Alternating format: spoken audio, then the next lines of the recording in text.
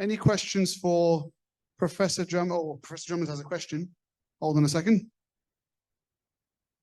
So, Girish, what do you, when you're doing a supracerebellar infratentorial approach, do you do it sitting or prone? What position do you do that approach in?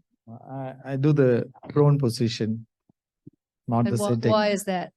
Yeah, I don't know, morbid fear of air embolism, which I experienced in one of my initial cases. I've still not been able to get over it, and I'm kind of comfortable with the prone position after that. Your hands get tired as well. Yeah. In the sitting position. Any other questions for Professor Azmi or Girish or Professor Drummond? Anybody awake, asleep? No? One question.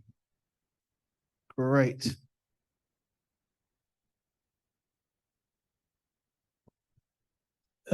Your presentation is presents a number of the pathologies inside the third ventricle.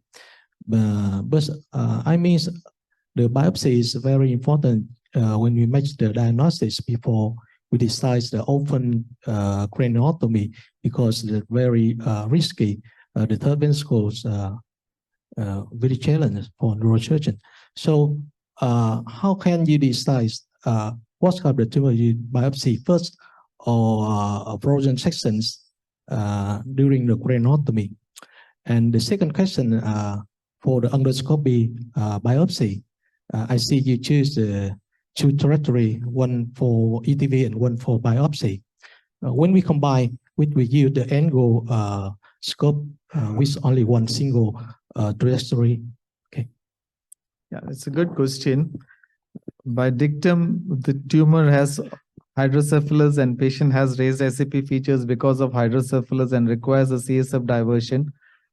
My first principle is to do a CSF diversion in the form of a third ventriculostomy, and in such instances, I go in for a biopsy as well. But if hydrocephalus is not a predominant symptom, then the approach would be to taking out the tumor. And of course, there are radiological features which are characteristic of germ cell tumors. Along with that, when you do this CSF, for some reason, if you have tumor markers which are suggestive of germ cell, there's a strong suspicion that it is going to be a germ cell tumor, then we restrict it to a biopsy rather than a craniotomy in the first instance. Your second question of using two burr holes, that is just my personal choice. There are instances, you can same incision, you can maybe widen the burr hole and use that same burr hole for both. And the flexible, but you're talking about the flexible endoscopes for biopsy? I didn't get the second question. Yeah, I don't have experience. We don't have flexible endoscopes with us. So with the rigid ones, I find it sometimes very difficult because a lot of pharyngeal injury happens when I try to navigate and twist the microscope to reach the posterior part of the third ventricle. I think the question was actually about decision making. When do you decide to biopsy first? Yeah, those versus just going in. Yeah. What factors? So the two parameters. One is if CSF diversion is required for the patient, so requires a shunt or a ETV. So ETV is the first option. Do a simultaneous biopsy along with that.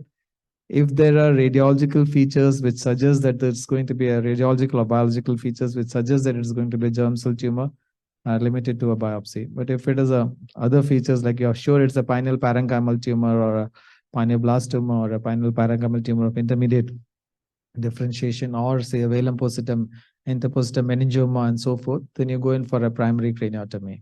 How do you do your biopsies? Just last question. Standard, frameless, stereotaxy?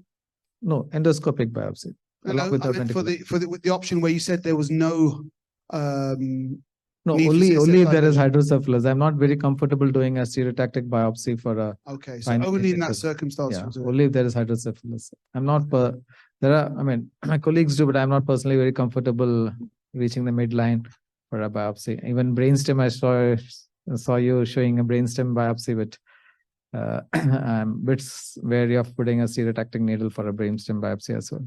Fair enough. Any last questions before we break for tea break? No?